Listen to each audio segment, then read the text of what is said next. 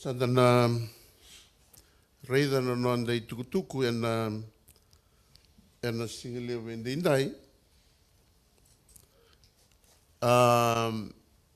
Vangole tiko nga wakatamba kintu ena dhakadhaka e karibi kenda kina na turanga.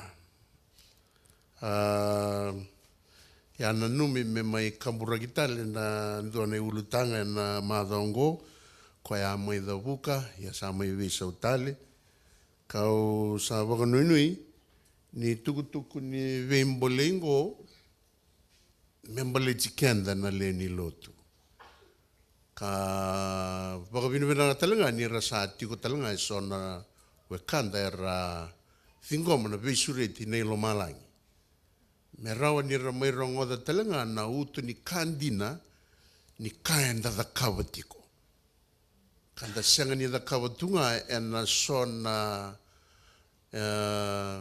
ngonisala me rawa ni da vei waka maridi kina sianda da kavatiko na itavingo ena dela ni nonda ngandrevanga me mai garavinga na itavi ochiani e chiko na uto ndina ni ka koe ngandreva chiko na kalau ena nona vosa koe wakavuna menda sianga ni ndau wakadauoda se soreva ena nonda na da kavatiko ngana dhaka-dhakango. Wakawasivi na I wakaro ramba I levu. E vei wakaro tikina na turanga na nona vosa ena nona wakareitaka vangone mondola koe ni vura taudoko. Ka tangu tuvi kina na rengo e tangu tuvi kede kina na vei wakanananu wakatamata. Ena rai karani wakandiloi kina na vei kautamata era tu e vura. Ni solitiko na wakarongo mondola koe vura e solitiko veira se waendua tambo na tamata sa teitei waki o chalomana na kalou. Kasa wakandei taka na kalou ena nona lako e vura ena senga ni waseo koe na tamata. Ena senga talanga ni na lako ena ndela ni vivaka isini. Ena lako koe me wakanga na nona mosita na turanga na nona bambulai na kai vura taudoko. Yana utu ni kaleu. Koe na ngandrevi wakambimbi ena singalevu endendai weekenda na viokani me I dhola nilamanda. Taudoko. Me kakunindua e votalutu ena kai wakila na kalou ni ndondonu menda da kava. Koe ana vuna enda na ngandrevi kina menda na wakandondonu taka na nondarai. E vina vunu enda ndonu me wakanaulu kina se kitaki kina na wakanananu ni tamata.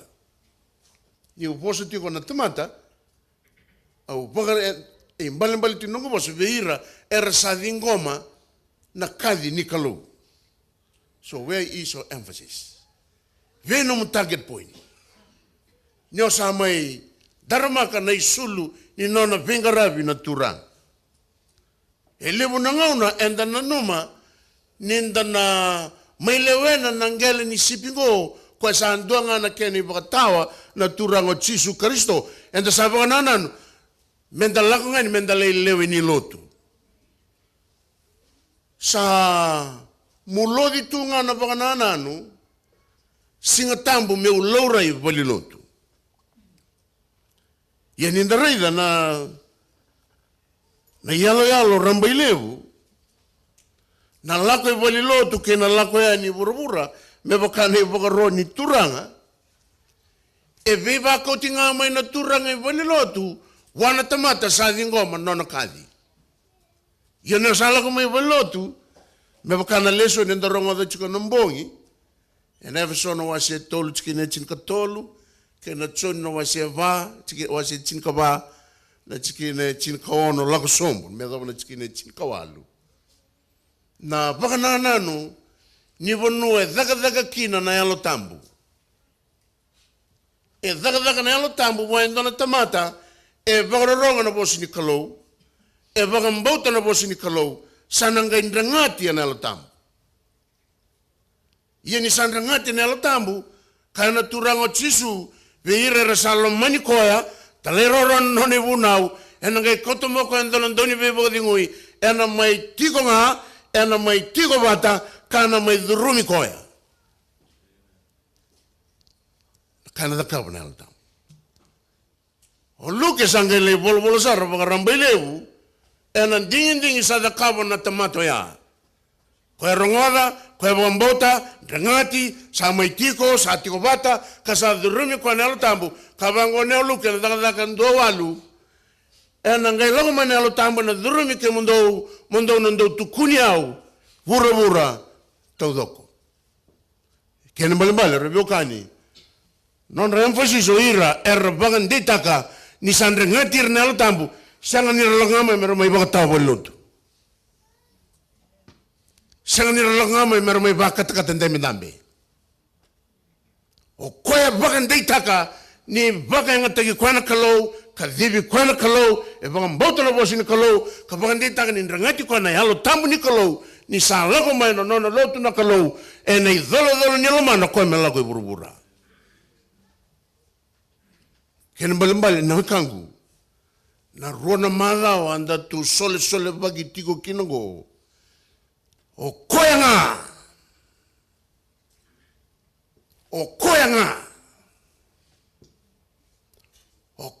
e rongoda, koe nga e bangambauta, koe nga e rangati, koe nga ngona dabu baka na dalomatua, e na tuda kena ngai. Yana wari ni bia kawe tako kwa nambata. Yana wari ni bia kawe tako kwa na iso nona bedisini. Baleta ni da kawati ko wando e sa baka mbauta. Ni nona na kake nga. Ni kalau ndawe mbuli, kambulia na kake nga. E kalau hutni au, e waraini ndaulenga, e nandua na ka. Yana bono rebio kani, ena vango le chiko kina, no non rapakanana no irango. Ni yada mai na mbole ni madhi urosanga wulu kawalu. Ena nona kana turanga, na kouko kele sa solibe yau. Mailo malangi ke urubura. Therefore, o koyongo, yana isema, e semati kina natamata, ke na kouko wa sayala taka na turanga. Tu no koe verito na tisepeli. Kau ke de mailo malangi buru sabe suka. E boro rongo ke de biau. Baleta ni sa nongu ni usaba tule wakina tu no koe dongai. Dongai vei. Tu lako e ni dole dava. Dole bunau, dole vei papito istaki, dole baka tamu buli. Na daga ke de ngoro vio kani. Sa tu kina na nona yala nakalu. Sanga itu kuna bango koya. Dole boka tauli di ira. Dole wuno ve ira. Papi teisi te gira. Mera boka mbauta na ka kede. Koi chuku iki. Balitango na kai ko boka mbauta. Ke boka nga iko wareni boka mbauta. Na kai chuku lomongo. Iko nando bude sa na dakaba na dakakango. O nando soli ulumbale. Na vi matangali ulumbale na wochi kere ne ulumbale. Yo na baka sangara ne ulumbale. Tu kaya do na turang sa kalunga tanga ni chiko na tebor menda do mbita ka chiko na tebor.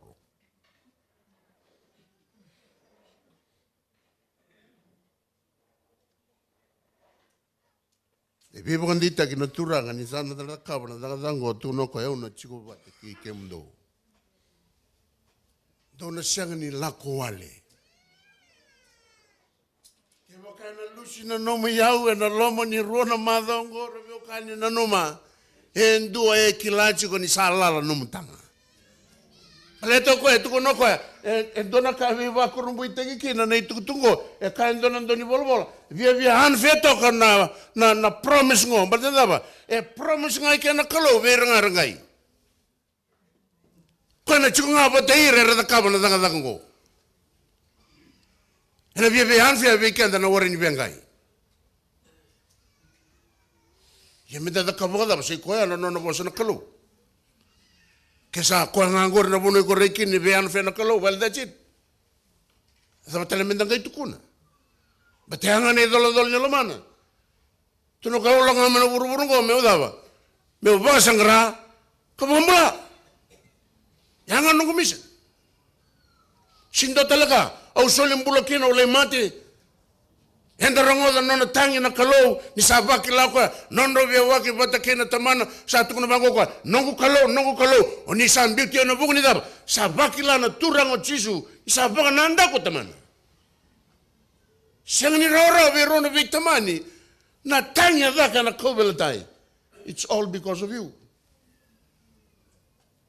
Meroni daka na daka ngoro vyo kani. Malambal non da tigo ke nda siya ni tigo wale. Sa bonu ni talaga na sigile vende revyo kani. Ni narani mulodi bokandondo no non da bokatulo wataka. Non da lako mai menda lewena non lotu nakalo. Ke se kongo na bosi ni ala ni turanga ni tukuna bango kone e una chigo bata ke mundo. And ngono ndo da kabo kina na daga ngo anytime. Any place. Auna chigo bata ke mundo meda bani bakatao chochi ke burubura. And the sanga isanga menda bo le tamai na bakana ngo as a church. Kandang bulim-buli kakina me baga imbale weekend na leni lotu na bose ni yala ngo. Kanda baga si roba sarmai ena baga mbauta nda sama itigo kinango as an Adventist. Mendarani tomboga kina na dabo na utu ni kandina. What's the goal of evangelism? As an Adventist. Dai roba na ibola ni baga takila. Ena wase tini kama. Ena chikine dua, chikine tolu, chikine va, chikine walu, kena chikine chinikandua. En dua tiko na usu tu levu. Ni nonda da kaba na daka ni baga mbula yalo. Na lotu ngo turaga kena marama. Matai. Merani bola ina endrenra. O hiri non tamata na kalo ena yadha nilami. Kena yadha itamana. That's the first goal. Mera siltaki. O hiri rongoda. Mera bagandai taki. Ena yadha ni kalo na tamana. Kena luvena. Kena karua, mera vambule rautu e burabura. Me kaku ni tarongi veiko na nonan rana kainomu, se na nonan rana nawe kamu.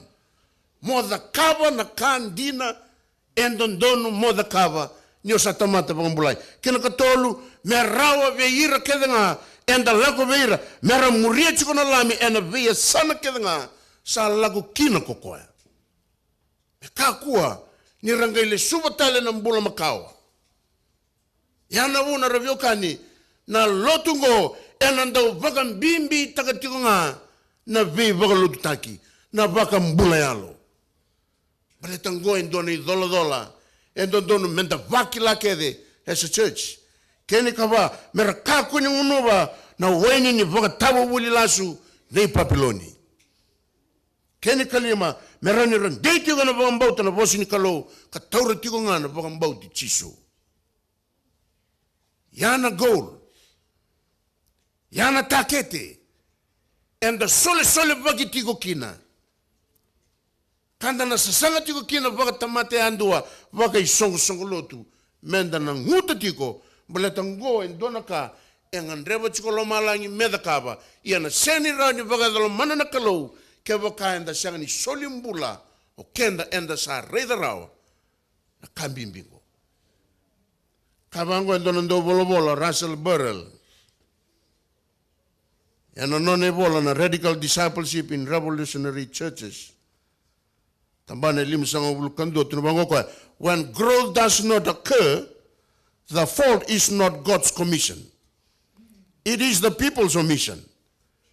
Whenever the living organism, which is the church, is not healthy and growing, it is because the people have failed to follow the master's will. But fortunately, there is repentance.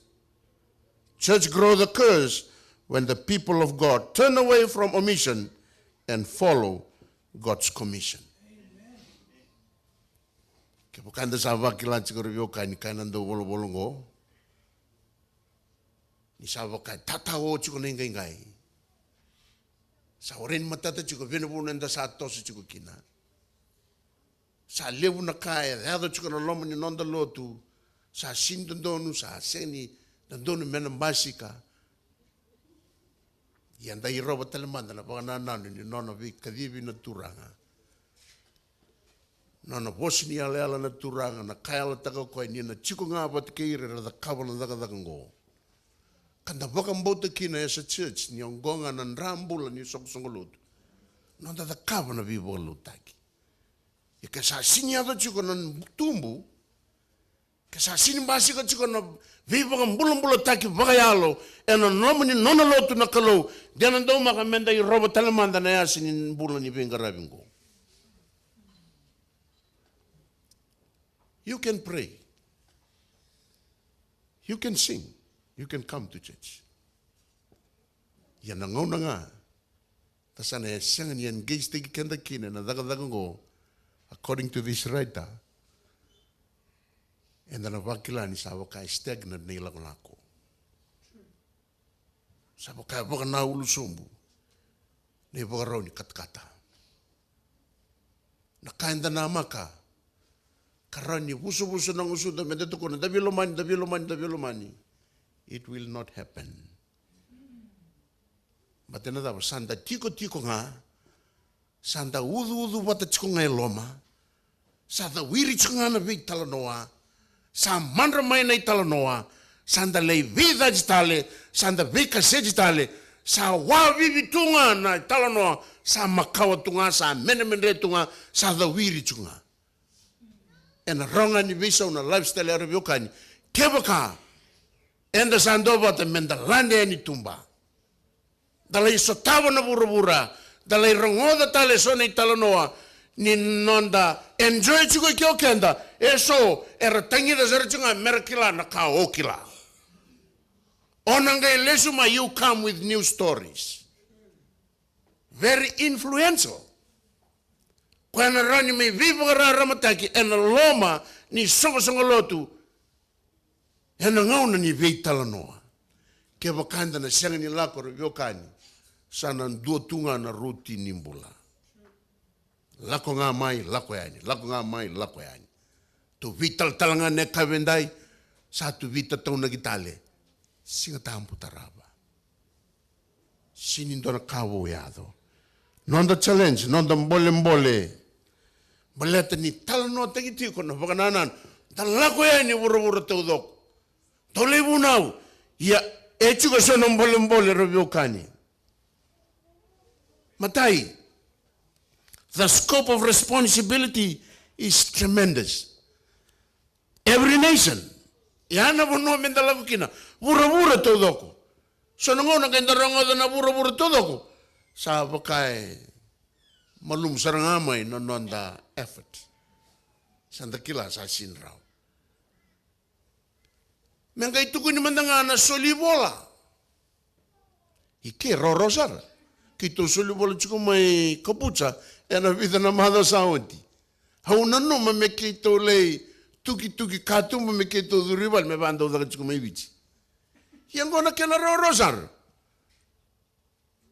Genga yani matri katu mungar to wele chungalu munibal sa dur tengal munur to mailbox. Yesenda bude sanga na kauta no bola. Sarto tu niyo, kung nga na mo boleh chicken na junk mail, o kaya erto wana, sa ni bola pa Italia bang go warin bin kachikin. O tu ni kaya go warin junk. Nada ndur so sumakain, Italia ngerto bola lismai. Yan ang erto na lewili ka kino na junk. Eron erto ang kirlismai, we want more junk. O kila. Maleta na kalau sa hala tako ko, hau na chigo bata ki kemundo. O sabi ang boleh weekend. Na junk mail kaya dari tunggu, di alam lang doon susumag kita kina na ibola. Maleta na kalau, ena raw ni nanggay daga edolo mandra, merang kay kila, what really is junk. Kini karua ni mbole. The hindrance to the tax are many and complex. The fast increase in population. Da sana numero yo kanina dagadangwa sari kaleu. Sarambo ileu talanga na punua enda lako kina. Na yalo ni tamata sana sinirawa ni vingoma na kospeli ni turang. Goso ng mbole revyo kanina. Saro ni may vagarunguta chiko no nondambula. Saro talanga ni tumika mesa i ulumbale. Yang go sini ulumbale. Dua nga ng mbole. Merawa nga vei ko monuita ka ni the kaba chiko endona daka. O talay chiko kina. E nuita kiko kina na kalo mona da kaba.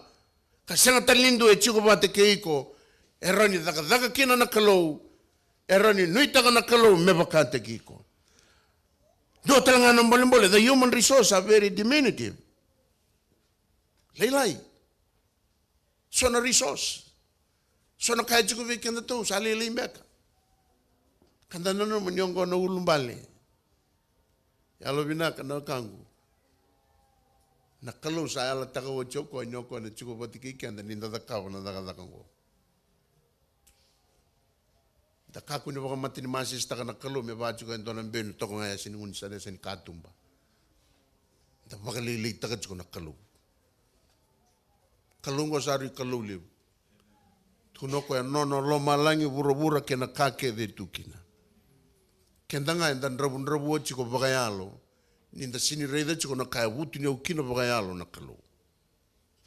Kenda nga lele chiko nonda bagambauta.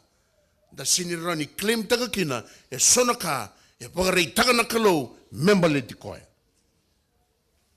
Keni kalima. The members are not ready to share the gospel. Oh, ngondo na ka musi revyo kani. And it is really a challenge. A big challenge. So weekenda. Kwenda sa rongoda. Kwenda sa bagambauta. But yet. And the dautaka. Nira sa rongoda, nira sa bagambauta. Kanda baga titingata ka. Yara sa amdringati meka. Baleta nira may sulit. Chuko na. Ne ulumbalengo. Sa siyang niliw. And the nuita ka nir na raw ni the kawa na dagadagango. Ninga isuliani, delegate tegani na itabi. Sa labeling arroz ko mo iko. Osota uosos. Mado kedongo uosos. O baka binibina ka wana ital-tal sungo lutuliw. And alomo ni rono madongo. Tunumango ko ital-tal. And alain doon ng gurum. Ay tamay siya, ko dagada. Aulibi madoro. Gusto na rakin yung bula review kani sandan doon yung menda pagaray tagi kenda kina. Peke mo niya na linlo tiyalo binaka. Ruwa nga na madawa. Ruwa nga na madawa. Ngay wara ni ruwa na bula. Ruwa nga nang gabu ni madawa. Suli ko may.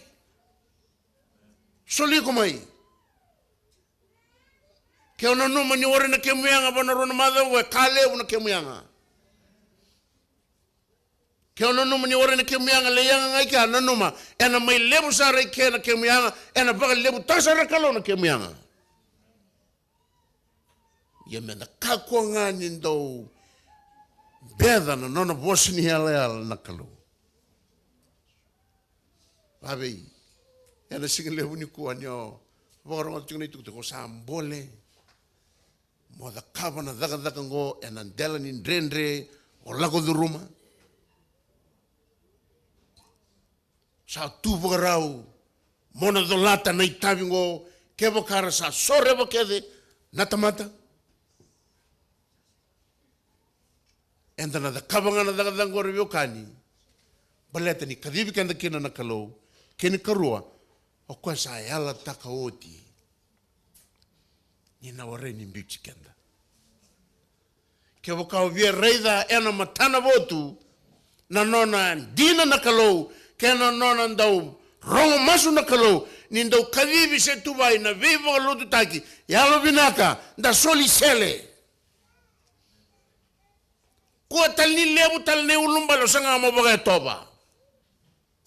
Balatana lebu ngani ngona zamba kinum baga nanan mo bangara mon reto mai sona be ulumbale gorna bunu sana ngai wolo raki ko sana kina baga binaka na bunila.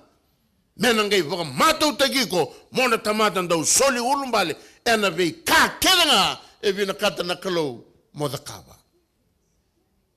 Kene chini sana baga suduma be ko motamata so rewa. Motamata ganga sonro motamata datubu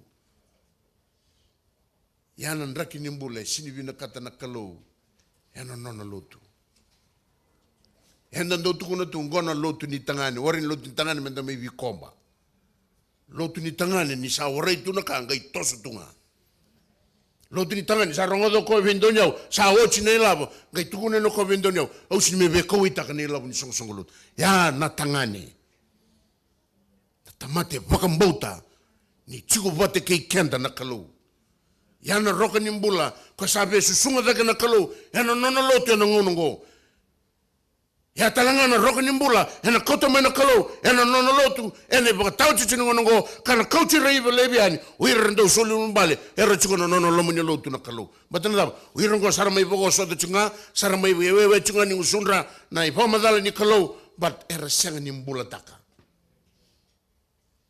sa kena ngona revio kani menda sa paga apola tekina na kaendo yala taka na kalau kara sina itunga na nona bosa sa via lesu mai na turang sona kaenda tangi da katiko buana kalau e sini bina katiko mega na kalau menda pagarita bate me mai da na kena yanga weekenda sona masu enda masu laga tiko e pagande ita katiko weekenda ne voltam ni ngona enda masu kina na halo tamu talenga ni kalau e da beda kamna halo tamu ni kalau e masu lagi kan tal chunga simbol sono masu da chunga e dal tueni sale vi pon don tak tal chunga be kan tam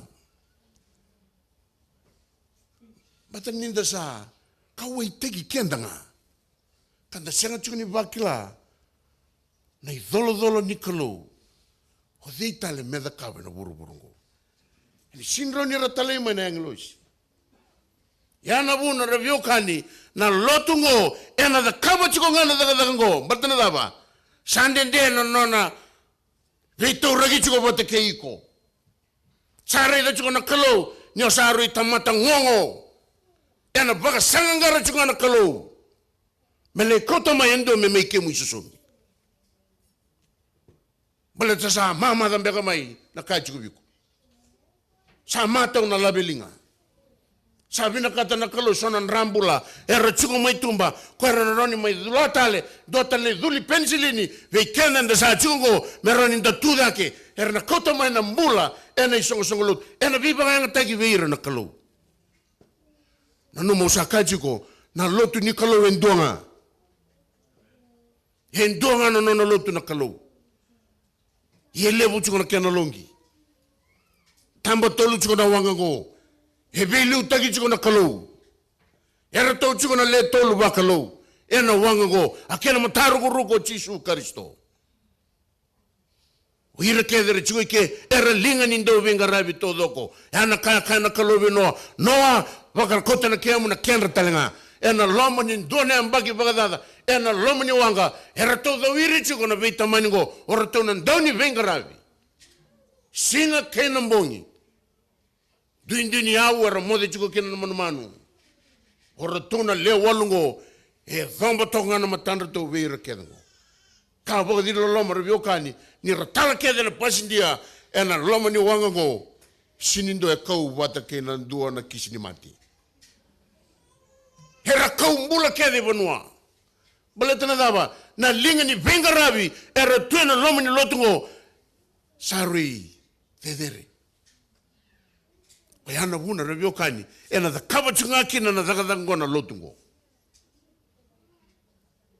yana buna sa tambagi kina nando to itubu ni vengara ena mbagi ngo mena ndota leve papitistaki ena ulon December baletana daba me bako suduma be ko leni lotu ni lotungo e senga ni mai lotu ni sarsara enda na wori ni mai susunga kena tamata mendambe to nga sarsara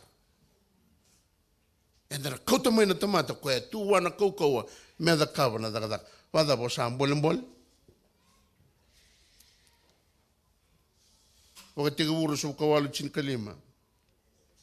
Kona viva ndei taki ni kalau vechi a kope. Ena nona sa Roma e vei tokana o iso. Sa loma lenga tu na dhuru bungo. Sa ngai wasini ala na kalua.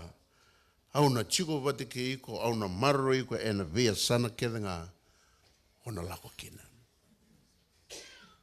Chosua ka na kalua, mata kaukau kanganga, kakuni rere. Baleta na kalau e na lako vate ke iko, e na vea sana kedanga iko na lako kina. Te vita e vambolei Solomoni naluena, tuno koea naluvengu Solomoni, mo kaukau kanganga, the kavana daga ni kalau, kakuni ale leise rele, baleta na kalau, nei tamamu e na chiko vate ke iko, e na sanga wakandua ni bichi iko, siang huila da viko. Maadi rosu kawalu, tikine rosu ngabulu, na nona wasini ala turanga, nyo the kavana daga ngo, I will surely be with you until the very end of the age. Paula ve Timothy, ka Paula ve Timothy na numa, na kalongo, if we are faithless, he will remain faithful, for he cannot deny himself. Tava na nomu dingi na singile venda ina kango. Ka kede wakaroutaka na tura. All you have to do is just submit yourself. Submit teki ko nga. Soli ko nga. Nada ve mende chiko mai vale. Nada ve bagabuna chiko no nom sini rawa ni mai sorba ka nom mbula sabonga ko dotel nga namada. Ono nga nambongi. O boleiko. Baleta kilana da bro kani. We kende so enda sa vakila ni ndo zaka na songo ni vivo lutaki. Tola bula, tola madawa, vana madawa, sola I ono sarna madawa. Ni mai thava na vivo lutaki. Enda sanga ingu me dhaka chiko nga. Ia saseanga, baleta ni vanga una kakeda nga. Ia keo vina kata mo kakuni dhalata na kalunga te ya sabonga ngo vikento ono nga nambongi. Baleta na iserau ni kalou, na kouko ni kalou, iko sinirau ni reida, ena ambaki ni nomumbula bagalotu, ona ranyo reida, ena loma ni ngaune dhakakina, na kadi waki.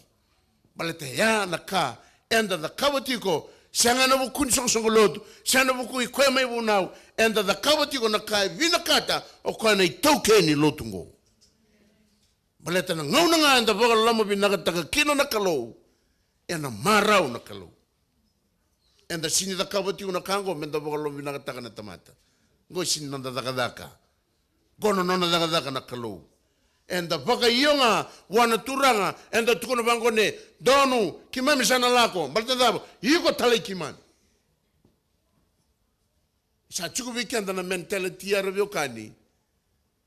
Doma ndanga na kalebu ninda sa vakila. Na nona sa tikondina na kalou. Kain dote la kale urobio kani ninda saraba na kake de ala taka tuna kalo no nobos era mbamba shika todo era baga botu kala taki todo ka kini katol urobio kani ni ngona ngai me yado bochi kina na vivo lota santo na tumbule vi kona raida ena isongo songolo nei ba tangi ngende ni loloma sana tumbu nei ba tangi ngende ni be mositi sana dedere na nonda ndo be dati nonda be gati ena loma ni ndone mbaki ni ngona daba kina ndona vivo lota na lenga kede ngoro biokan e walinga automatically yana kabu ni kwechiko ninda engage teki kenda ena daga ni vivo lutaki pokan dina taka wa share biokan na vikadivi ni turanga ena ngone kadivi kwa ikina na turanga dona kai tali na kalu hesanga ni tutunga ula teki koe ni mengai. Tali na kalungai wakarei teki koe mai wei eisia. Wakandi taka weekenda, ni wakarei taka mai na kalungai, chiko wakaturanga. Wakarei taka wei eisia. Reida waise ni rakadi tiko na serafimi. Ena chiko boka turanga. Hendondonu. Reida talanga waise rabio kani. Ni havala ni langu ni katumba. Ena ndomu ni kadi. Ni sa dhuru oso no vale. Ena kumbo. Ena nona reida tiko waise. Na yalo ni kalou. Reida kwa ni sa baka sineiti buru talanga. Na serau ni kalou. Ena ngau na sa kadivi kwa ikina na kalou. Pavi yaisea. E kana turanga. Awange rongoda na ndomu ni turanga ni sa kaya. Ko dhei meu tala. Ia ko dhei ana lako e na vuki kei tou. Ange kawa yaisea. O yaungo. Moni tala yau. E waka io yaisea ravio kani. E na nona kadivi koe na kalou. Balete ni ando lava na kalou na matana. Me reidi koe ke na nona i chiko serau. Sa reida waisea na yalo yaro biokani. E na nonra kadi tiko na singa kenambongi na serafimi. Ka reida koea mailo malangi ni sa sinai noni serau. Sa reida talanga koe burubura ni sa sinai wakaki na noni serau. Tusanaka nonambula i bola da waisea. Tukuno koe wana kalo na senga ni waka mbeka taka una waka iyo au na lako. Turanga kina marama. Waka buli di kenda na waka nanango. E na rau talanga ni ona lako. Ke waka sa reida ochi na isia rau ni kalau. E na rau talanga ni ndua chiko na ulumbale iko wuni taka chiko kautamika talina we ulumbale. Balete ni o wakila ni se yao chiko maino nomumbula na kalau. Gona kena i waka reitaki. E na rawanga ni ra tuza ke wakan dondo tambu yani na tamata ke wakara sa waka iyo taka wana kalau mera reida na i serau ni turang.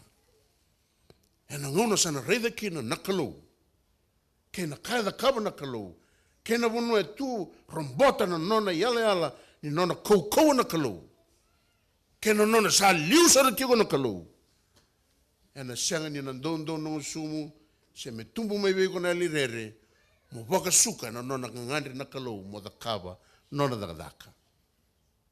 Ona waka iyo nga kona lako. Sa rauta revio kani. Ni waka reita ki na waka nanango. Kanda reida na kain dondono me na masika waka reita ka na sama te vita. Sama ndonro o rosonga bulu ka ono na tikina e 5. Ono, charmaya na wasi e dhiwa. Roma ke na wasi e dhiwa. Kona kai vina kata na kalau. Nanda sana lako ya ni vura. Menda tangi lako. Ka kakambura ki voli. Memo siti kenda tiko. Na yalo ni lenga. Sa tarai vura chiko ni kuwa. Menda tangi voli vata kena nonda sore ni sila. Ninda kauta lako. Menda le titi wake vura. Me tumburi kenda tiko na nona loloma na kalau.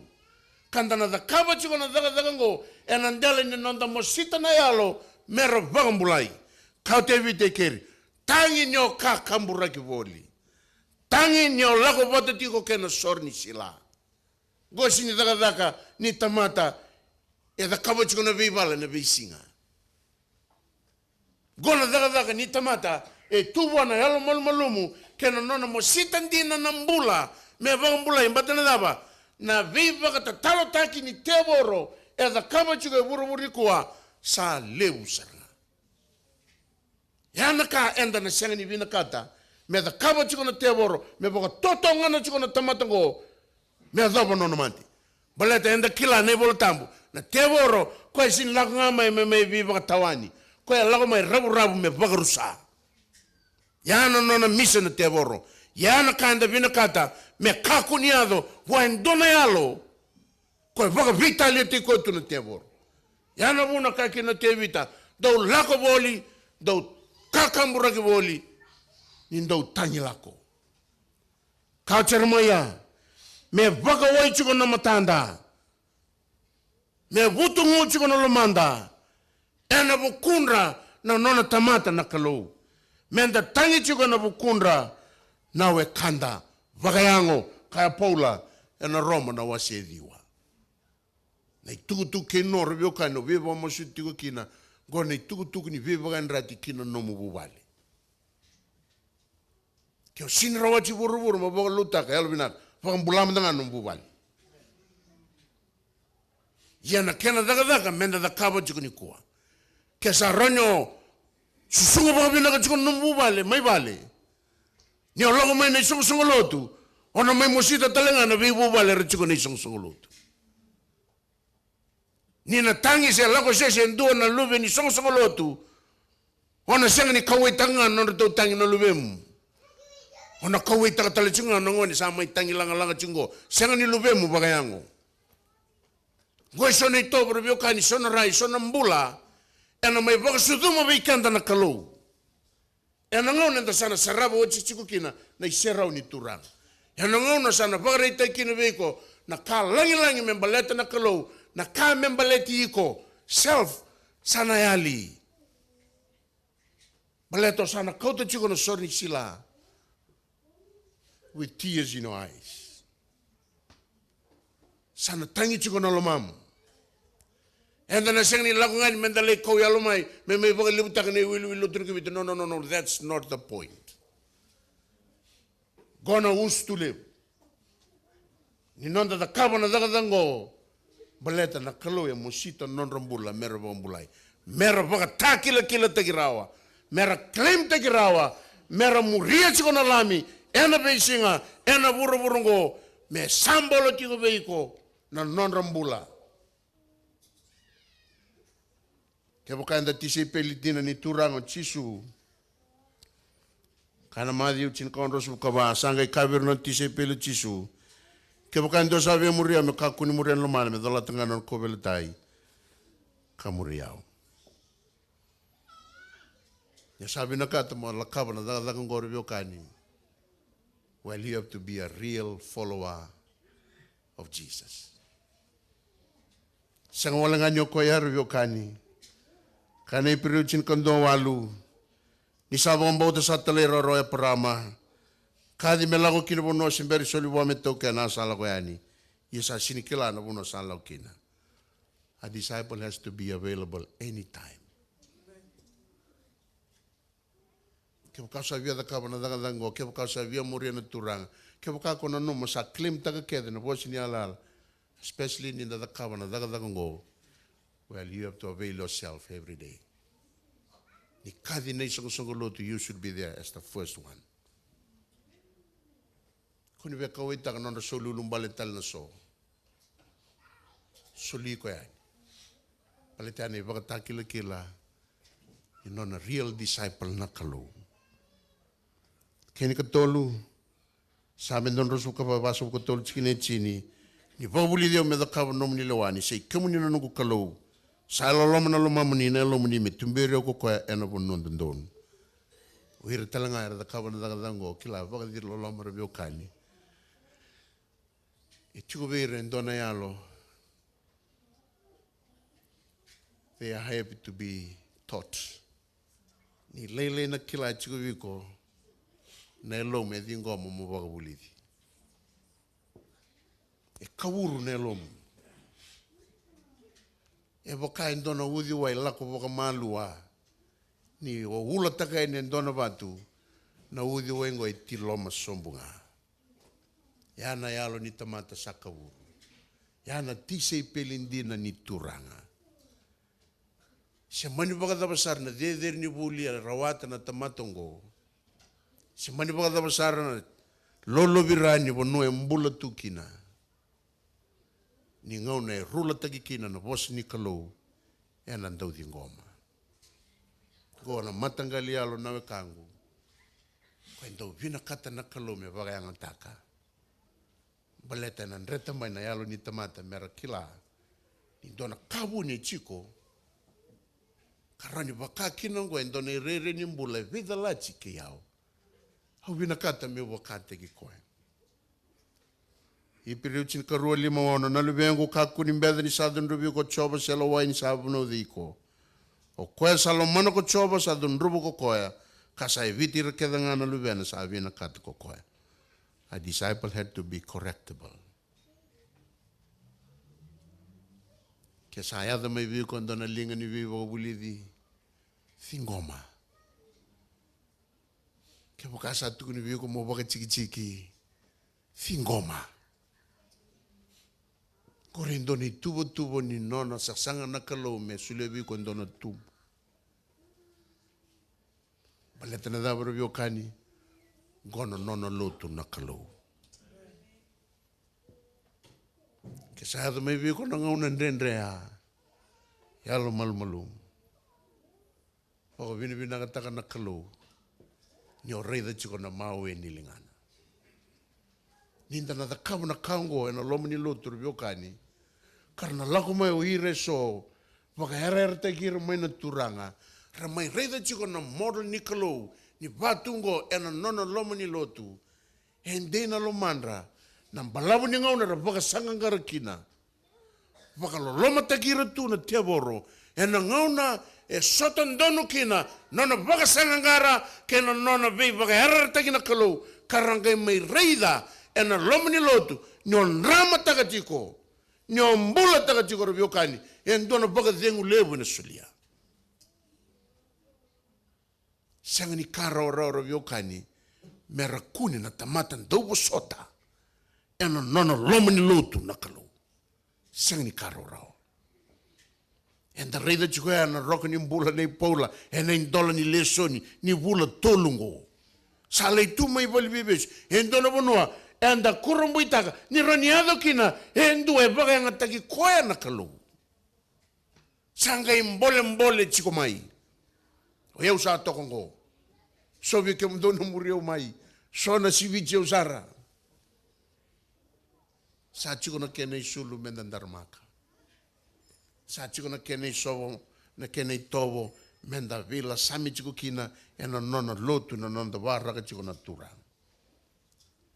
E na ipirio na wasi chini chikine rosu kalima. Menda kaku ni mbito na baka songo ni wata me wakane wala wali tamati eso. Menda viva masu chiko ia me baka levu. Ia ni dosare da sa torbo leka mai na singa. A disciple had to be connectable.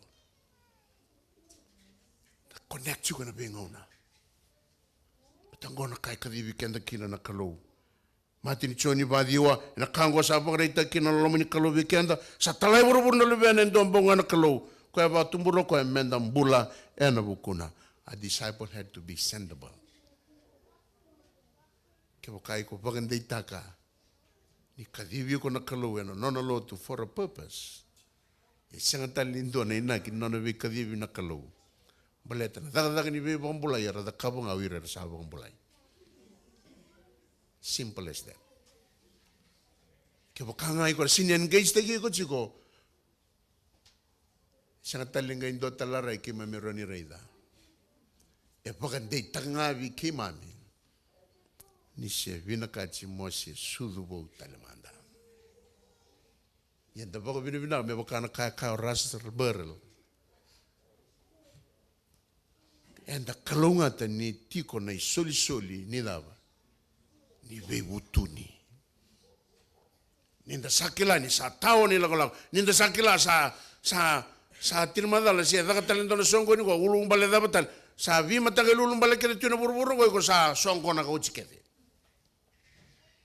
Ke buka singe buka nanan tal chiko me do tal songo ni bango ulung bale dabatal mo nungu tarambutal virto na linuntu. Sa rota na solulung bale. Bale sabo ko rosong na katumba. Sa ngau nga menda tu da gani da kabo na da kango. Nyo reida na luke na wasi chinkaba. Gele bago wili ka vale. Gonna sacrifice menda na sacrifice kere kino tambe na tamata. Chikine rosuko on rosuko vitu. On bitu chikana kana summary. A disciple must sacrifice at any cost. A disciple must work at any cost, must eat war at any cost, must be witnesses at any cost. Nanonda solimbula wana kalau. Menda bulida ninda san nona na kalau. Men namban dua tigo na kalau. Menda bulida rebio kani no ira e kadibir na kalau. Era bakachi ko nandau tarvale. Ernandambe baka malua rangai tubalaka. Me ochi sarbaga minaka me rei me bago botu kanamai na vale ko rabaga na nanu chiko kina So ira na tisa pel na kalau erna daga chiko me adaba sara na ngona sawa chikin erna baka chiko endona sotia erna da kava chiko na daga kanga ndrevi kina na spiritual fitness ena be ngona kedinga ira talanga na tisa pel ni kalau er solimbula na daga ngor biokan erna baka chiko na masima ke burubura erna kami da tiko na bebo no kedinga era lako kina. Kana banda meutinia na singile vendai. To those who make so full a consecration that the Lord can place his touch upon their lips, the word is spoken. Go forth into the harvest field. I will cooperate with you. Wikenda, and the Satubarao, and the Kavana Dagango. Kanda sa bagayo wana turang me bagay nga tagi kenda. Menda ngusi ni nono bosa na kalo, ngusi ni bosa ni kalo. E na ngau ni sala dhabanga. Na bosa ni viva galonganga take kai kena el provisai. Tau lako ya. Na kalo. E na toko ni kemdo. Na kalo e na tumberi kemdo.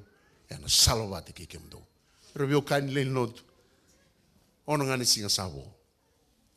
Ono ngani singa. Nina hoti na rona madongo onan diva lestale. Me dhaka chiko nga. Ono ngani singa usure tiko, elo minaka. Waka tarana kalo me dhaka no mumbula ni singile vendai. Me rao ni tule raka talemanda no mumbula. Si waka ni volabala dadaba, sa waka wakala tiko veiko, kasanda unrendre, mo soliko mai waka rawa. Elo minaka no kango, ni singile vendai. Ninda na langata tiko na oti nonda sere. Dalapa chukune alo mo buana turanga. Kabo keki na turanga. Me rawa ni na wakayanga takiko. Ko kereki na mata sere. Mai harabilba. Nerto na mai langata weekenda na nanda. Yocho chini sere. E na singele wendindai.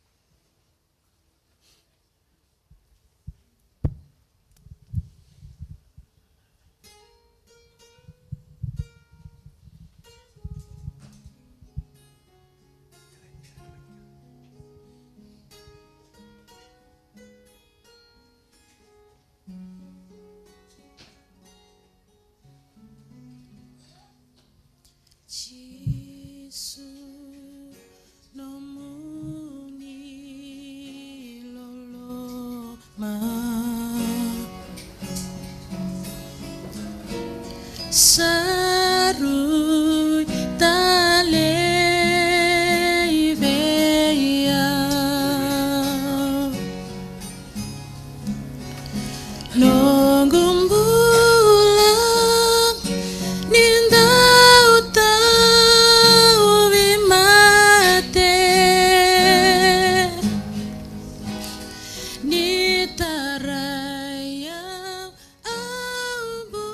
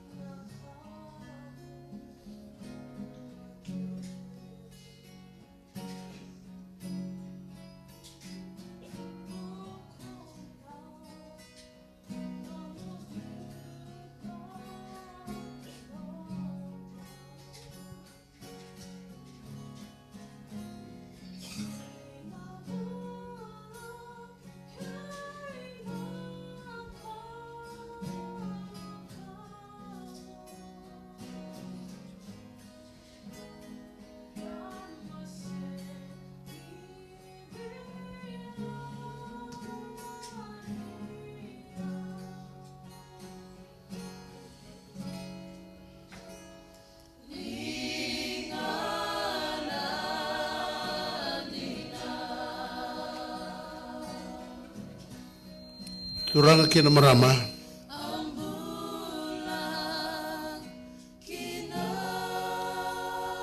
Senga tali nindo na yanga. Rani da bagan de taka wana kalau. Rani da bagan nga tagi kenda kina me bakana nona dakadaka.